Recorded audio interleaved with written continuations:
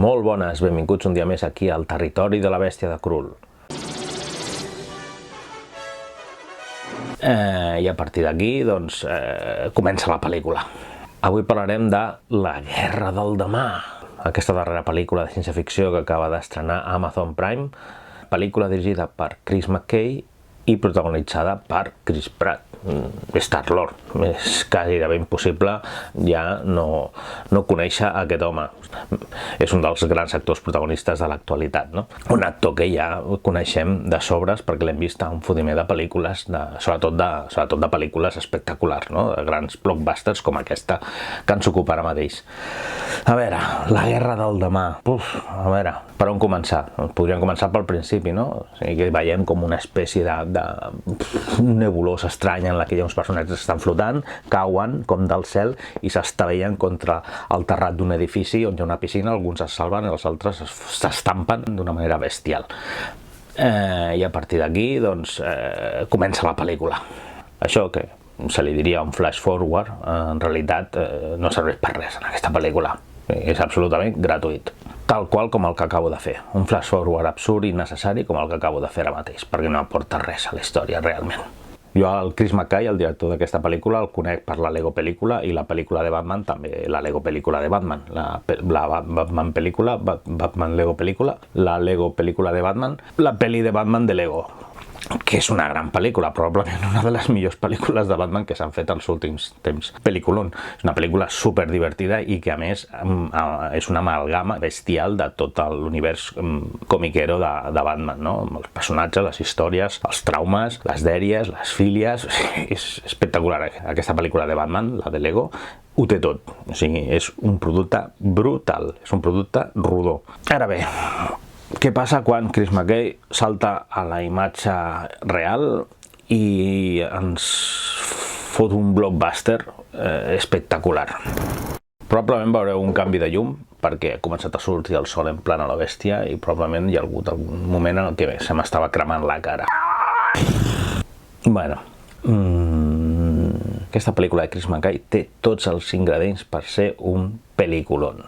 Ho té tot per ser una pel·lícula immensa, brutal, bestial, espectacular, entretinguda. És una pel·lícula que té tots els elements que a mi m'agraden en una pel·lícula de ciència-ficció. I com ho sé? A part de perquè l'he vist, com es pot identificar que té tots els elements de les pel·lícules que ens agraden? Doncs perquè literalment estan robats tots els elements d'aquesta pel·lícula. Aquí Chris McKay fa el mateix exercici, d'alguna forma, que ja va fer a la Lego pel·lícula o que vam poder veure a la pel·lícula de Lego de Batman. És agafar material preexistent i crear un còctel, una amalgama amb tot el material. Un diria, fa com referències, homenatges.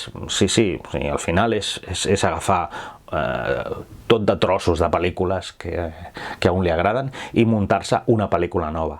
I el que fa és acabar muntant un puzzle amb fragments de totes les pel·lícules que li agraden de ciència-ficció. Ara bé, molt ben financiat, aquest puzzle. És com una pel·li Frankenstein, és com una pel·li feta a trossos. Però clar, pel·li Frankenstein, el monstre de Frankenstein. Què passa amb el monstre de Frankenstein quan aconsegueixes reviure aquell ésser, però la pregunta és si aquell ésser té ànima, no? Una miqueta la qüestió de la novel·la de Frankenstein, una de les qüestions que potser es tracten a la novel·la de Frankenstein de Mary Shelley, no? Té ànima aquell nou ésser?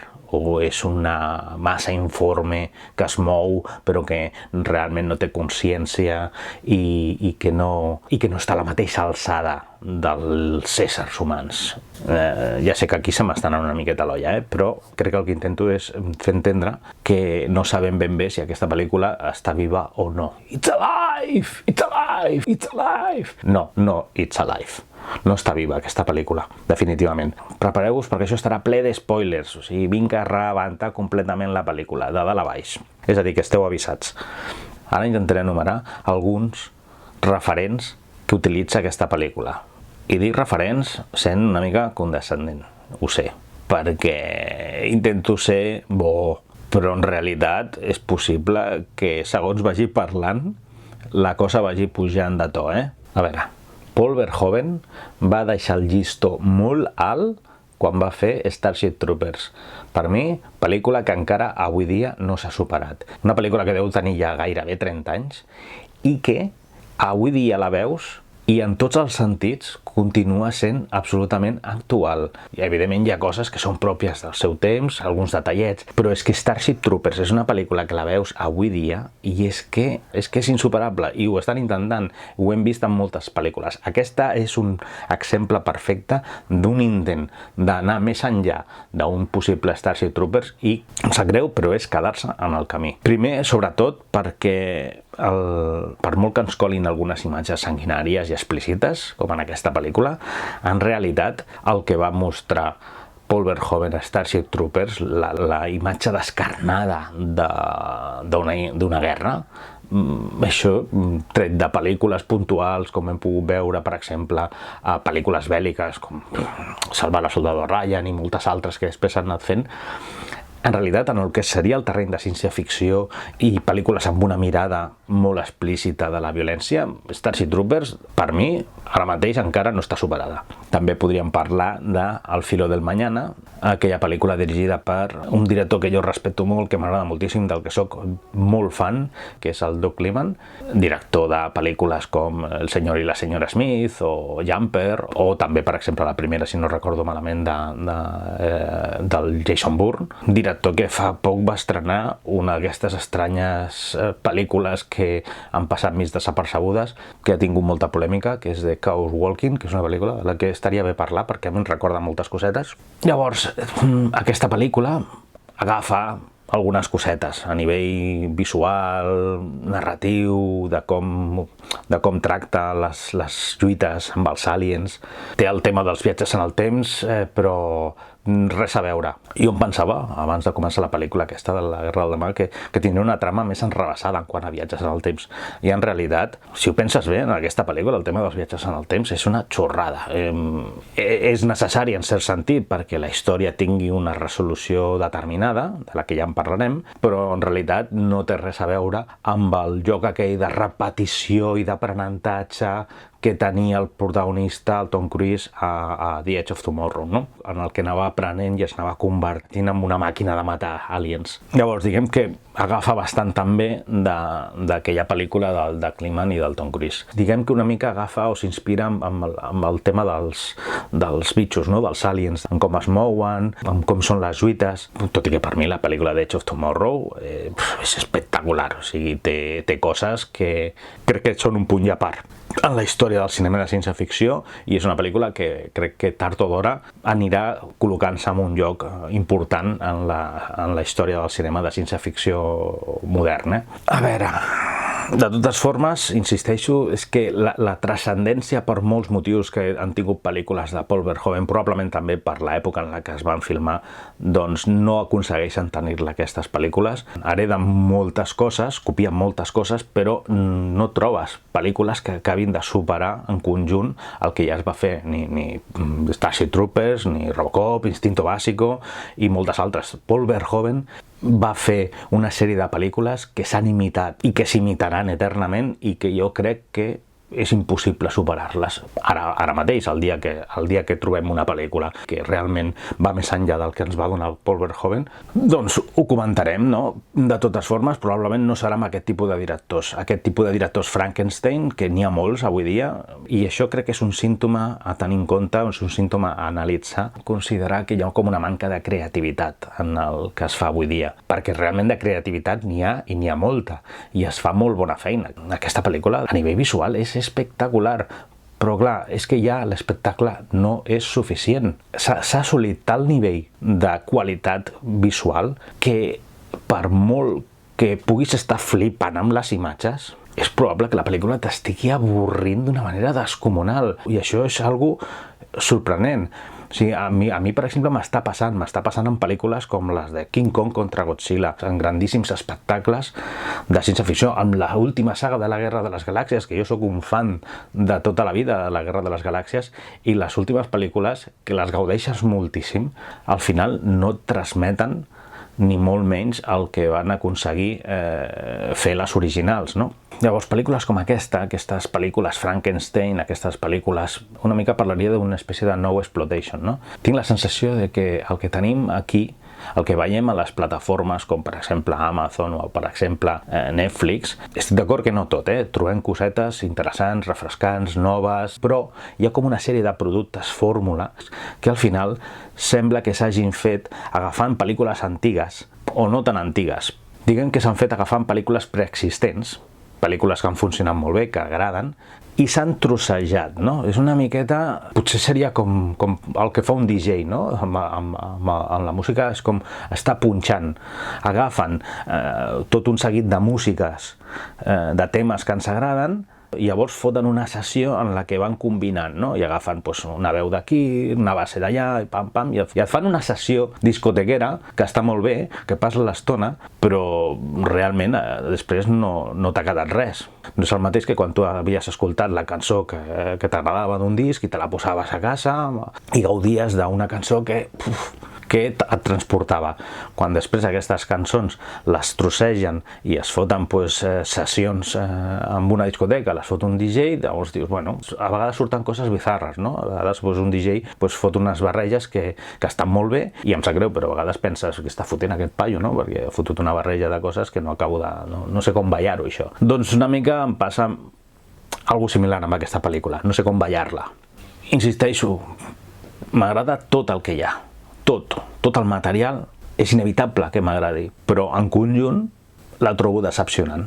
També és veritat que potser una generació més jove d'espectadors que no tenen ni idea d'aquest cinema preexistent en el que es basa aquesta pel·lícula, veuran i al·lucinaran, perquè tenen motius, és un espectacle visual impressionant.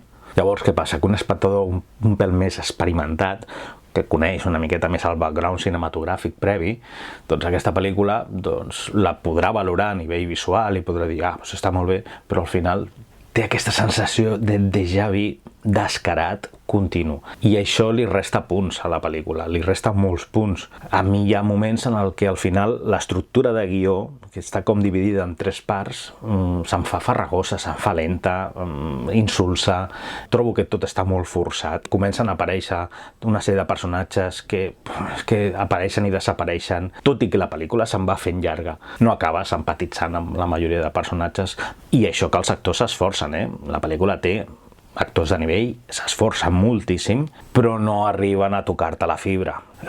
Hi ha un nivell de dramatisme, de sensibleria, que ho porten a un extrem d'una manera molt precipitada, perquè tot ha passat d'una manera molt, molt vertiginosa. Per tant, no acabes de connectar emocionalment amb ells, potser com caldria. La pel·lícula és un exemple de quan les fórmules no s'utilitzen correctament. O almenys a mi m'ho sembla. Si tu fas un anàlisi del guió estructuralment, de com està tot organitzat, semblaria correcte. O sigui, té totes les pautes que ha de tenir, tots els punts d'inflexió, tenim tots els elements necessaris per entendre la història, per entendre l'evolució dels personatges, per entendre la trama. Tot el material està ben col·locat allà. Però hi ha alguna cosa que no funciona en aquesta pel·lícula. I probablement és que és massa evident. És massa evident. És una pel·lícula que està despullada. És una pel·lícula en la que veus excessivament que està feta d'una manera premeditada. És com si estiguessis veient la pel·lícula i el making of al mateix temps. Vas fent la lectura de tot. Mira, aquí han utilitzat aquest recurs. Aquí tenim la relació pare fi, no? Aquí tenim el personatge que comença, que està fotut, que vol aportar alguna cosa, té tots els elements, no? Et vas avançant completament a tota la història.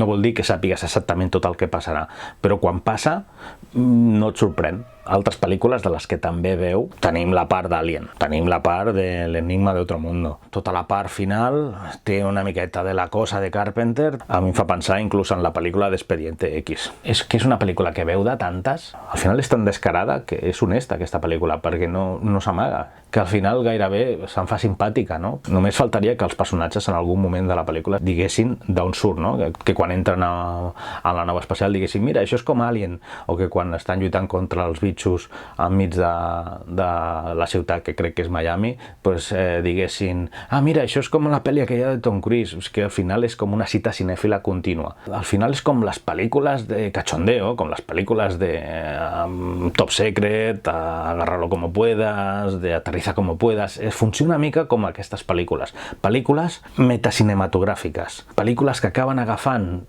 tot el material preexistent per crear-ne un altre. El que passa que en les pel·lícules de conya, en les pel·lícules de cachondeo, el que fan aquestes pel·lícules és que acaben parodiant els blockbusters, les pel·lícules d'èxit. Llavors el que tenim ara és tota una avalanxa de productes, de sèries i de pel·lícules que es fan sobretot a les plataformes, que utilitzen la mateixa manera de construir les seves històries, però no per fer una paròdia, sinó per tornar a fer el mateix. I cal insistir en el que en el fons és molt difícil ser original i que de fet tothom copia. El que passa que quan realment funciona és quan no saps d'on ve allò, perquè la persona que hi ha darrere, o les persones, l'equip que hi ha darrere, han aconseguit amassar-ho de tal forma que ja no és reconeixible el referent.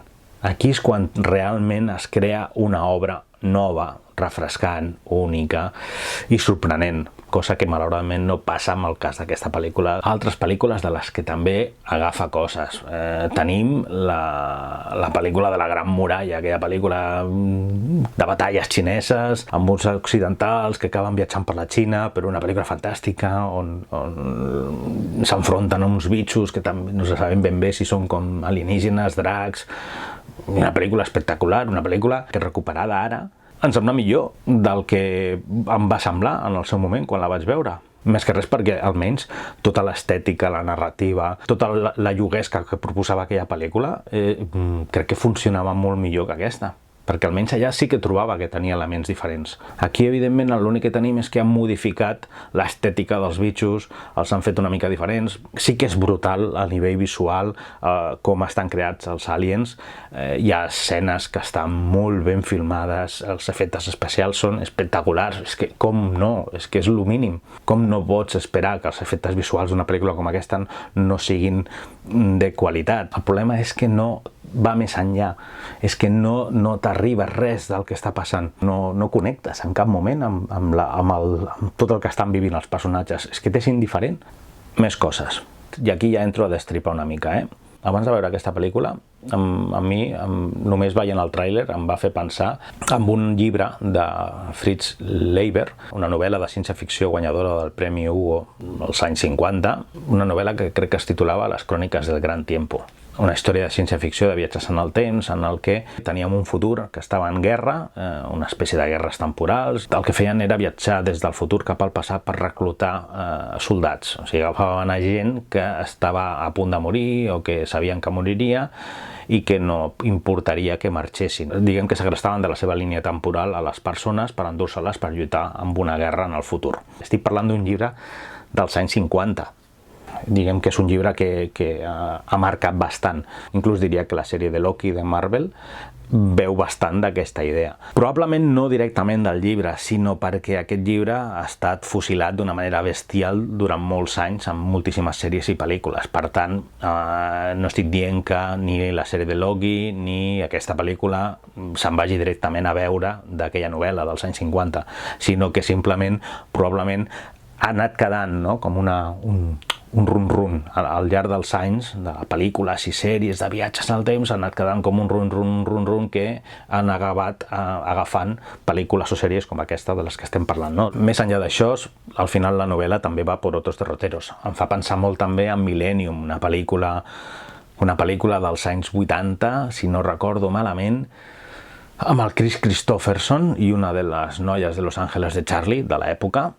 Una història de ciència-ficció que a mi m'agrada molt. Aquella pel·lícula que explicava que des d'un futur apocalíptic estava a punt de ser destruït el planeta, decidien viatjar enrere en el temps per segrestar a gent dels accidents d'avió per repoblar el futur, no? Llavors, des del futur, com sabien quan hi hauria un accident d'avió, el que feien era viatjar en aquell moment del passat, just abans de que hi hagués l'accident d'avió. El que feien era segrestar tota la gent de l'avió, substituir-la per cossos inertes que acabarien al fons del mar on acabés estrellat l'avió, i llavors ningú es preguntaria què havia passat amb ells perquè simplement havien mort els pobres, però que realment aquesta gent se l'havien emportat al futur per acabar repoblant-lo, no? I hi havia una història, una espècie de trama d'investigació, un policia. Millennium no deixa de ser simplement una de les pel·lícules amb les que em fa pensar, tot i que al final només em recordo una petita pinzellada, En realitat no tenen res a veure l'una amb l'altra. Però bueno, seria una mica la història aquesta d'abduccions temporals, no? Com el que dèiem, no? Com el tema de les variants de Loki, l'agència aquesta temporal que segresta gent del passat i a alguns se'ls esborra i a d'altres se'ls utilitza per convertir-los en soldats, en policia temporal. Ara sí que ja entro directament en territori de spoilers, ara destriparé, perquè i probablement aquí ja no dejaré títere con cabeza. Primer de tot, el tema aquest del flash forward inicial. Per què és innecessari? És innecessari perquè no crea cap expectativa, no fa que estiguis durant mitja pel·lícula pendent de ui, quan arribi això, a veure com s'ha resolt, no? A veure què ha passat. Tinc la sensació de que això simplement és perquè Starship Troopers començava de la mateixa manera. Starship Troopers començava a mitja pel·lícula, amb un flash forward de la meitat de la pel·lícula, quan els personatges ja estan enfrescats enmig d'una batalla amb tots els bitxos, no? I ara parlaré de memòria, però crec recordar que en aquell flash forward el protagonista, diguem, se'l veia morir. Llavors, clar, allà ja et quedaves una miqueta amb el punt aquest de dir ostres, començo a veure la pel·lícula amb un protagonista que probablement morirà, no? I potser això et van tenir una miqueta interessat, en tensió. En aquest cas, no importa. A part, és que comença que ja estan caient tots del cel, diguem, per culpa de la teletransportació temporal i s'estan estampant contra un edifici i contra una piscina. Més que un flash forward informatiu o per crear-te una miqueta d'atenció, és que la pròpia pel·lícula ja et fot un spoiler inicial totalment innecessari. Però bueno, un altre punt, el reclutament. El reclutament és patètic. És a dir, arriben del futur 4 gats i se suposa que convencen a tot el món per muntar una infraestructura de reclutament, teòricament per formar a nous soldats des del passat per enviar-los a lluitar al futur amb una guerra bestial. Resulta que no donen informació, que no t'ensenyen amb qui lluitaran, els enganxen, els recluten, els foten amb una màquina, els hi foten un brazalete de desplaçament temporal que els té controlats i esclavitzats, una miqueta com aquell collarín, no?, que veiem a vegades a pel·lícules com la de Fortaleza Infernal o pel·lícules com la de Peligrosamente Unidos, no?, amb el Rutger Hauer, d'aquells personatges que escapaven d'una presó i que portaven un collarín que explotava. Només faltaria que el brazalete acabés explotant si intentaven escapar. Aquí podien haver desenvolupat molt més la història, ho podien haver fet més interessant. En canvi, el braçalet simplement serveix per enviar-los cap al futur i per recuperar-los al cap d'una setmana després d'haver estat lluitant en aquesta guerra futura, si és que han acabat vius. Tot és possible que el braçalet acabés tornant només amb un braç, no? Això hauria estat xulo de veure. Però no, el braçalet resulta que només teletransporta a éssers vius. Per tant, el reclutament és bastant patètic. Ho sento, però és que no hi ha formació, és que els enganxen, els connecten al braçalet, que després dius, és que no els instrueixen, no els expliquen res, només els diuen apreta el gatell i dispara al cap o a la panxa, i ja està.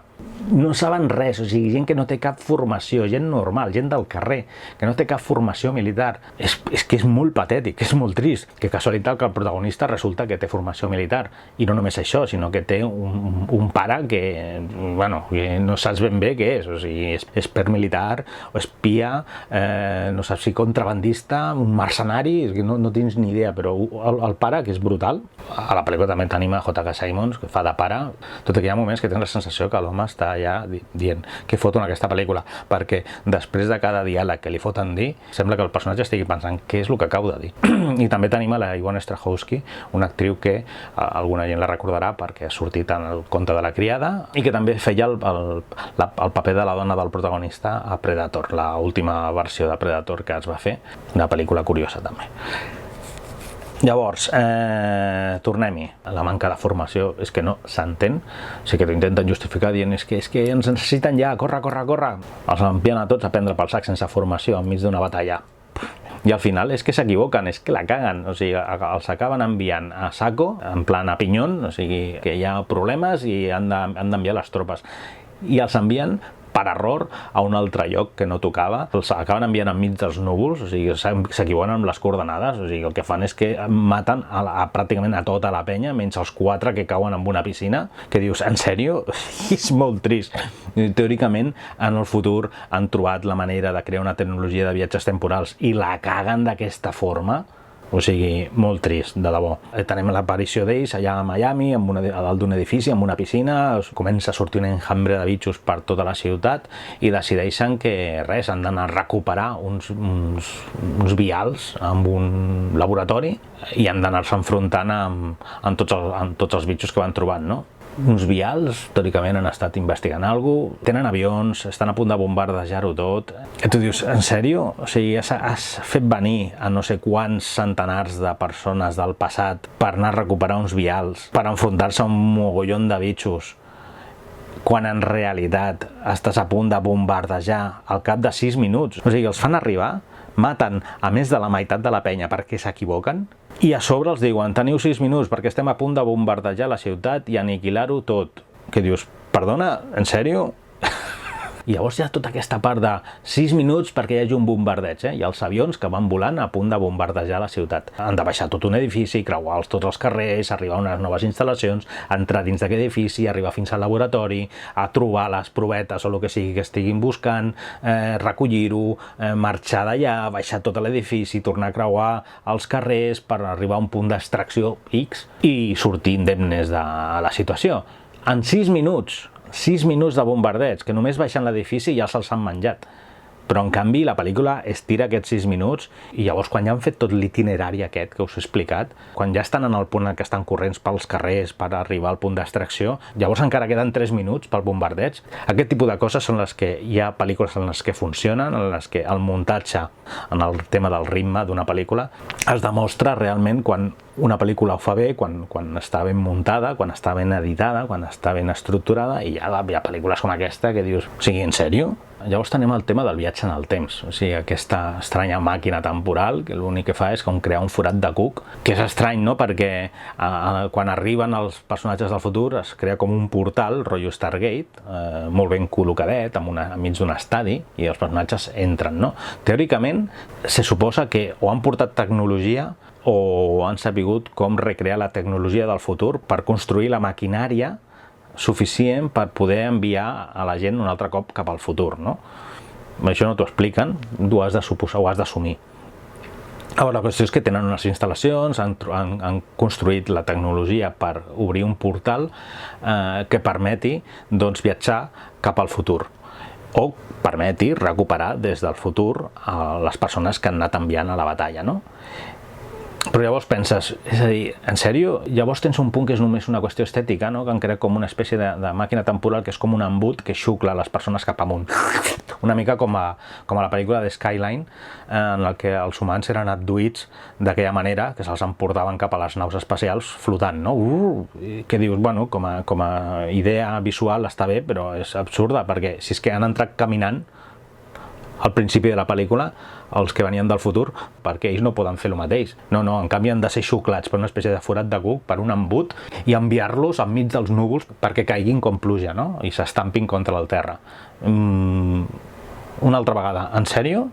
No hi ha qui ho entengui. Llavors resulta que el tema aquest dels viatges en el temps en aquesta pel·lícula no permet que els personatges viatgin a qualsevol moment del futur, ni des del futur permet que viatgen a qualsevol moment del passat, no, perquè resulta que hi ha com dos portals, un en el passat i un en el futur, que estan sincronitzats i que es van movent de manera sincronitzada. Llavors només poden entrar i sortir sempre sense poder variar. Això t'estalvia tot el tema de les paradoxes i els multiversos, o sigui, realment és com una porta. Al final no deixa de ser com les portes del Ministeri del Tiempo, no? O almenys algunes de les portes del Ministeri del Temps, perquè no totes funcionaven de la mateixa manera. Allà anava la cosa fluctuant depenent dels interessos de guió. Deixant a part d'això, l'únic que sabem és que els personatges reclutats viatjaran al futur durant una setmana i si acaben vius després de lluitar contra els aliens, automàticament seran recuperats i enviats cap al passat i hauran acabat el servei. Una cosa també una mica absurda és el fet de que hi ha com personatges que estan sent reclutats diverses vegades. És a dir, que tenim un personatge que ja porta com 3 serveis, no? I és un mindundi, o sigui, perquè al final el protagonista, que és el seu primer viatge, és el que acaba agafant les regnes una miqueta de totes les missions al principi, i dius, bueno, quan tens un paio que resulta que és com el veterano de Guerra del Futuro. Què dius? A ningú li han explicat com són els bitxos, ningú sap res, però resulta que hi ha un paio que ja ha viatjat 2 vegades anteriorment, que ja ha lluitat contra ells, que ha sobreviscut i no diu ni mu. O sigui, en sèrio? Una altra vegada, en sèrio? Llavors aquí entrem en el tema de les paradoxes temporals. Se suposa, perquè ho diu el guió, que només pot viatjar cap al futur gent que estigui a punt o que sàpiguen que morirà, que no estarà viva en el futur, perquè no hi hagin paradoxes temporals. O sigui, en un futur en el que ha desaparegut, jo què sé, el 98% de la humanitat, i et preocupa que algú es pugui trobar amb ell mateix? En sèrio? I després, els que viatgen al passat han de ser gent que no hagi nascut en aquella època encara. Per què? Per evitar les paradoxes temporals? Per evitar que si es toquen doncs hi hagi com una espècie de cataclisme temporal que acabi amb totes les línies temporals, amb el temps, amb l'univers? M'ho expliqueu? És que són detalls absolutament gratuïts. Són detalls que estan en el guió perquè simplement els han vist en altres pel·lícules i els ha fet gràcia utilitzar-ho. Però al final no hi ha cap fonament. L'estructura, la base d'aquesta pel·lícula és totalment gratuïta. No hi ha una construcció sòlida de per què les coses són com són. Tens la sensació de que simplement estan allà, és que queda bé. Després tenim, per exemple, el tema de Time Cop, no? En el que allà sí que quan 2 personatges que eren versions temporals diferents es trobaven, acabaven fusionant-se i s'acabaven com autoanul·lant, no? Es convertien en una espècie de massa informe que s'autoeliminava una mica una anada d'olla, però bueno, en aquella pel·lícula doncs, tenia una justificació, era coherent i funcionava molt bé i a part doncs, donava peu a una resolució molt interessant cap al final de la pel·lícula. Tenim les pel·lícules de Regreso al Futuro en les que Marty McFly, sobretot en la segona part, hi ha la part aquella en la que el Marty McFly es troba amb si mateix, es va creuant. Sí que és veritat que la pel·lícula és subtil i intenta que els personatges mai tinguin contacte físic. Això és interessant. Simplement intenten evitar les paradoxes. Els personatges d'alguna forma es creuen, però no s'arriben, que jo recordi, a tocar físicament. Sempre, si hi ha algun moment, com per exemple el moment de la trompada de la porta, quan un personatge surt i li estampa la porta contra l'altre, o sigui, realment entre ells no tenen mai contacte. D'aquesta manera s'eviten d'alguna forma possibles paradoxes temporals a nivell físic que podrien ser comprometedores a nivell de guió, no? Simplement en aquella saga això ho evitaven. O, per exemple, quan el doctor es troba amb si mateix, quan estan muntant el tema de l'experiment del llamp, els personatges tampoc s'arriben a tocar. Hi ha algun moment en què un li passa una eina a un altre, però no arriba a haver mai contacte físic entre els 2 personatges. En aquest sentit, la saga de Regreso al Futuro és bastant intel·ligent a l'hora de tractar el tema aquest de les possibles paradoxes fisicotemporals.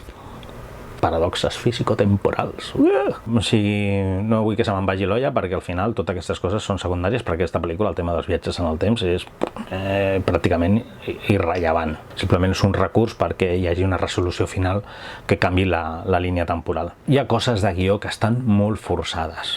El protagonista que comença que es vol menjar el món, fracassa amb tot, acaba derrumbat, però casualment doncs, comença aquesta guerra del futur, els recluten i li donaran l'oportunitat d'aportar alguna cosa, no? Que al final és el seu desig. És molt clar cap on anirà el personatge. Els recluten a la força, gairebé es podria parlar com d'una espècie d'esclavitud, els obliguen a anar i si no, se suposa que els castigarien si no volguessin, perquè tenim el fet de que hi ha gent que intenta escapar-se. Quina casualitat que el pare del protagonista, amb qui no es parla perquè estan emprenyats des de fa temps perquè el va abandonar, que dius, vale, un personatge que el té batat de la seva vida, el va abandonar, no vol saber res d'ell, no hi ha segones oportunitats, falso. Sabem perfectament que el viatge que faci el protagonista serà perfectament comprensible. Viurà tota una aventura per acabar entenent d'alguna forma el seu pare i reconnectant amb ell. I és tal qual. Més enllà d'això, resulta que el pare és una espècie d'exespia, mercenari, exmilitar, és un tio que té avions, el tio fot, jo què sé, no sabem ben bé què és, però és un màquina l'home. I a més resulta que el pare del protagonista és l'especialista en desmuntar els braçalets que venen del futur per alliberar la gent que no vol anar-se'n a la guerra. Llavors dius, o sigui, en sèrio? Quina casualitat, no?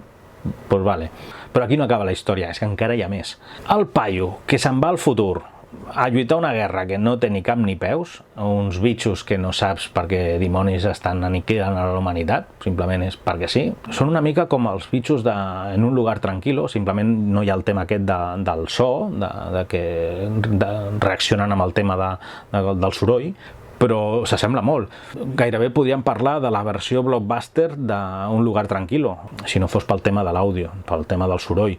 Però en essència és que els bitxos són similars. Aquests són una miqueta més albins, són una barreja entre aliens albinos, mitjaranyes. És una cosa molt estranya. He de dir també que últimament, tot i que el disseny dels monstres està molt bé, jo és que tinc la sensació de que o hi ha els mateixos dissenyadors, els mateixos concept artists treballant en totes aquestes pel·lícules, perquè al final tots s'assemblen, s'acaben copiant els uns als altres. I és que, de debò, no hi ha algú que sigui capaç de crear un bitxo diferent. Aquest l'únic que té és com uns tentacles que disparen pues, però bàsicament moltes altres coses s'assemblen, són molt similars. Llavors tenim el fet aquest, no? Que el personatge arriba al futur, acaben fent tota aquesta missió estranya per recuperar els vials, i al final els 4 que sobreviuen acaben arribant a un campament on resulta que hi ha un comandament, una noia, trobem allà la jefa del cotarro, que és la que ho controla tot, no? Que mira per on, que resulta que és la filla. Una altra vegada, en sèrio? I llavors resulta que ha fet venir el pare perquè té una missió especial per ell, però resulta que ella al final també està dolguda, emprenyada, perquè ella les va abandonar a ella i a la seva mare en el passat. El pare intenta preguntar-li què és el que va passar, ella prefereix no explicar-li al principi gran cosa, ho deixa per més endavant, bàsicament perquè crec que intenten que no sàpiga si aquest futur és un futur directament conseqüència de que hagin anat abduint a les persones del passat, és a dir, que ella ja sap el que ha passat i no li vol explicar, tot i que és una cosa molt tramposa. Ella en realitat és el producte d'una realitat alternativa, però volen confondre una mica.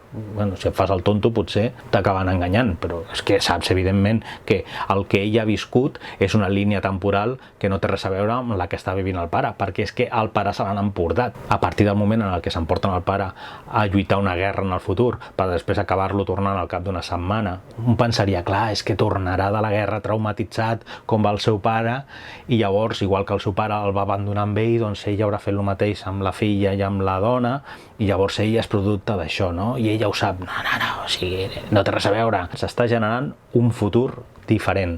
Per tant, saps perfectament que passi el que passi en aquest futur, en aquesta guerra futura, quan ell torni cap al passat, tot serà diferent. Una mica això és el que acaba sospitant i al final és el que s'acaba complint. Aquí tenim el tema de les paradoxes temporals, en el que si tu elimines una sèrie de persones d'una línia temporal, el futur on acabaries arribant és un futur en què aquelles persones no estaven. I penses, vale, per això agafen a gent que estigui morta, no? Perquè no hagi variat massa la línia temporal. Però és que la pel·lícula tampoc es preocupa gaire d'explorar aquestes paradoxes. Llavors, al final, tot acaba sent bastant gratuït. És com si ara jo desapareixo i decideixo viatjar un minut cap al futur. Així.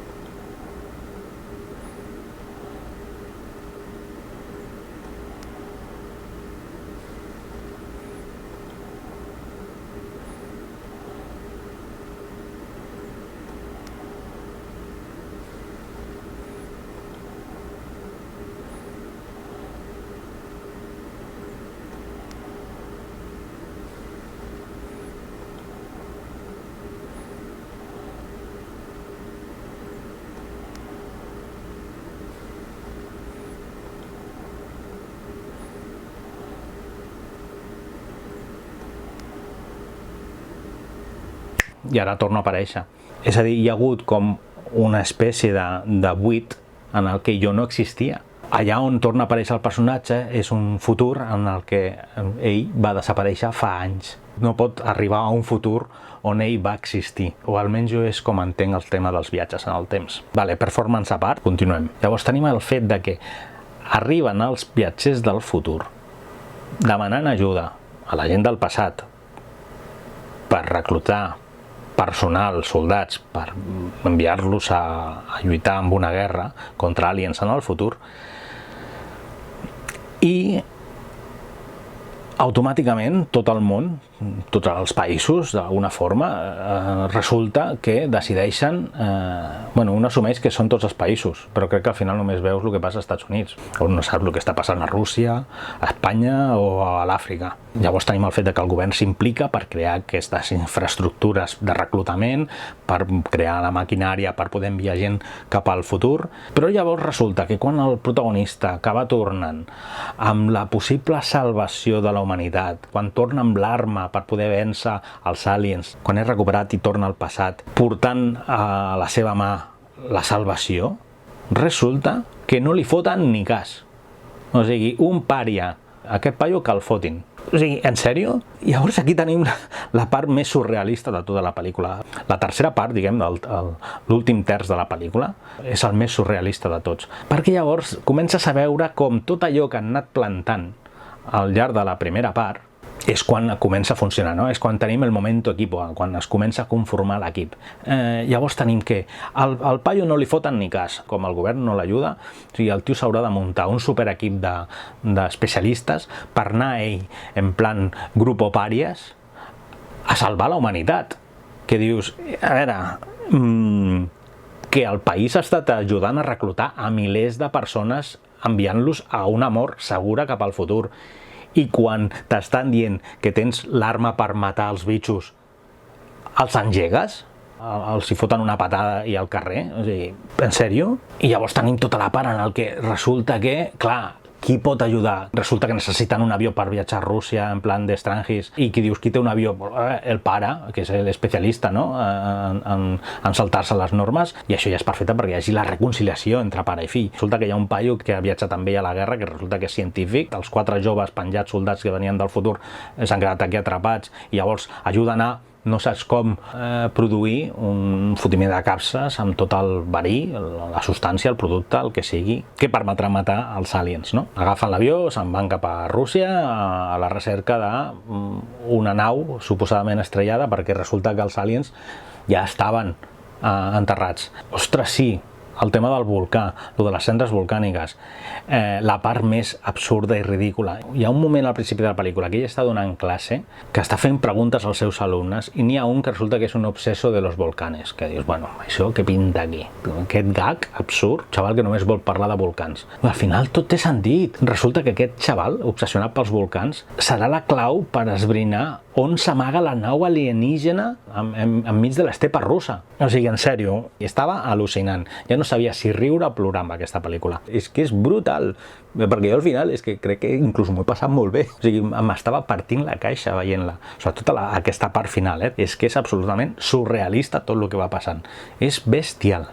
Resulta que l'únic vestigi que tenim dels aliens en el passat és l'ungla que portava penjat el paio, el veterà aquell, que ja havia fet com molts viatges a la batalla del futur. Llavors, a partir de les restes de cendra volcàniques que troben a l'ungla aquella que porta el paio penjant del coll, podrien localitzar l'ubicació de la nau espacial que resulta que porta mil·lennis estrellada a la Terra. I aquí és on venim ja en la part ecològica de la pel·lícula, O sigui, clar, com s'estan descongelant los casquetes polares, resulta que no es mataran les inundacions, les pluges torrencials, no es matarà la calor, els tsunamis o els terratrèmols per culpa del canvi climàtic, no. El que farà el canvi climàtic és desenterrar enmig de l'estepa siberiana una nau espacial plena d'aliens amb ganes de menjar-se tota la humanitat. O sigui, com a metàfora està potent, o sigui, és interessant. Aquí la pel·li m'ha guanyada absolutament. brutal, espectacular. I ara ja per anar acabant.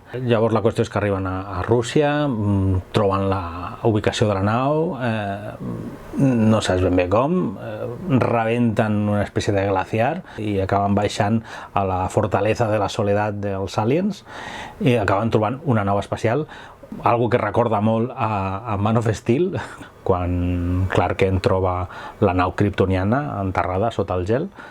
Però bueno, sutilment, tampoc és que ocupin exactament, no hi ha visió calorífica. I llavors ja quan troben les proves ja poden demostrar que la nau estrellada porta ja mil·lennis, es qüestionen què fer, no? Diu que agafem i avisem el planeta sencer, parlem amb totes les potències perquè vinguin en tropel aquí i ens ajudin a destruir d'una manera controlada i assenyada els aliens o no.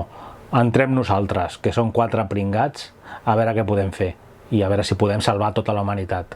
I dius, falten uns quants, a tota aquesta penya. I dius que el pare, que és l'únic que podria tenir una mica de seny per tot el background, no, que té, és el primer amb ganes de fotre canya als aliens. I aquell, el col·lega chistoso, que al principi és un covard, que s'ha passat tota la pel·lícula amagat en algun forat, però que al final decideix lluitar per la humanitat. No ho hem vist mai, això. Llavors resulta que una nau espacial que porta mil·lennis enterrada sota el gel i que segurament ha viatjat per l'univers fins a estavellar-se en el nostre planeta, llavors resulta que amb una radial que portaven de butxaca obren les parets de la nau que continua indemne, no? I dius, vale. I no parlo de la mega explosió que han fotut per rebentar el gel, que això també dius, no vegis tu si l'avió del pare no anava carregat de C4. Aquell home era un perill nacional. Llavors, que sí, que decideixen que entren a por todas, entren dins la nau, comencen a investigar i mira per on es troben que els aliens no pilotaven la nau, uns aliens que són com una espècie de rates que simplement el que fan és córrer i matar penya, perquè sí, qui podia imaginar que no eren ells els que pilotaven la nau, ja perquè veus un paio penjant de no sé sap on, amb un braç, amb mans, llavors dius, vale, és que els que pilotaven la nau no són els bitxos que s'estan menjant a la població en el futur, no, són més humanoides. Llavors aquí anem ja directament amb el tema de que sí, és com una mica Critters, no? O sigui, al final serà d'una nau espacial que s'han escapat uns bitxos, no? Uns bitxos que estaven allà continguts. A quina pel·lícula us recorda això? Que surten aliens. Sí, com es titulava? Una pel·lícula així com d'aliens, no? D'aliens assassins, psicòpates, que estan tots com amb una espècie de magatzem. Com es deia aquella pel·lícula? Sí. No sé, no em surt, no em surt. De veritat que no em surt una pel·li que sortien aliens. No em surt, no sé per què, una pel·li d'aliens que sortien d'uns ous. Però és que no me'n recordo el títol de la pel·li, que sortien aliens. Sí, no me'n recordo. Bueno, ja sortirà, I llavors troben on estan dormint, que dius, hòstia, la nau ha seguit funcionant, hi ha energia. Estan tots els aliens dormidets allà, amb una espècie de càmeres criogèniques, estan allà dins com dormint, amb una espècie de líquid amniòtic, i diuen, va, perfecte. O sigui, no hi ha vidre, no hi ha res, no. O sigui, és com una gelatina, no? O sigui, llavors van amb les xeringues directament a punxar. I diu, vinga, a inocular. S'han trobat a 4 en una sala. Potser que et facis una volta per la nau abans per veure que no hi ha més, no? I res, punxen a 4 i els maten. I mira per on, hòstia, i es desperten tots. I dius, devien estar interconnectats. Mates un, desperten tots. I de cop i volta un gira una cantonada, diu, hòstia, però és que hi ha milers. Que dius, a veure, que són 4 gats que han entrat dins d'una nau i allà dins hi ha milers de bitxos. Com els volen matar tots? Si teòricament haurien de punxar a tots els bitxos que hi ha allà dins de la nau. Algun s'escaparà, no? Doncs no saps com, però han aconseguit explosius suficients com per fer volar tota la nau espacial. Una nau alienígena, que ha sobreviscut viatjant per l'espai i la faran volar pels aires amb què? Amb una mica de C4? Aquesta pel·lícula és millor mirar-se-la i no pensar res. I hi ha el super mega spoiler final. Evidentment rebenten la nau, com no s'escapa un bitxo que l'han d'acabar perseguint per la neu. Hem de tenir una lluita, una cacera a la neu, com a tota bona pel·lícula de ciència-ficció com Bitxos i Nieve. Al final només queden el pare, el fill, el que explica acudits i el bitxo, la reina, i res, que tenim el típic enfrontament, al final pare i fill lluitant codo con codo contra la reina, que porta corona, que també fa gràcia perquè la reina té com una corona, té com unes protuberàncies òssees al cap que li donen com una corona, que dius... por favor, però bueno, que fa gràcia. I el moment final, no?, en el que el pare decideix sacrificar-se, el fill està a punt de morir i decideix sacrificar-se en un barranc per emportar-se a la reina amb ell i acabar matant-la, però el pare, que està en deute amb ell per haver-lo abandonat, diu no, jo em sacrifico pel meu fill. I llavors fa algo que a mi em va flipar, i crec que no té cap explicació. El pare, per cridar l'atenció de la reina, es fot un tall a la mà i li diu que estoy aquí, olora la meva sang, olora la meva sang. Que dius, perdona, és que ara resulta que els aliens atacaven els humans perquè oloraven la sang i m'ho expliques ara al final? Hòstia, que llest el pare, no? Ara resulta que el pare ha descobert en l'últim moment que els aliens es guien per l'olor de la sang. Em sap greu pels actors, de debò que em sap greu per J.K. Simmons, perquè crec que l'home es devia sentir com un extraterrestre fotent aquesta pel·lícula, de debò. I res més, crec que ja us he rebentat tota la pel·lícula. Fins aquí el vídeo d'avui. Una abraçada ben forta, cuideu-vos molt i ens veiem en el proper vídeo. Aquí, en el territori de la bèstia de Krull.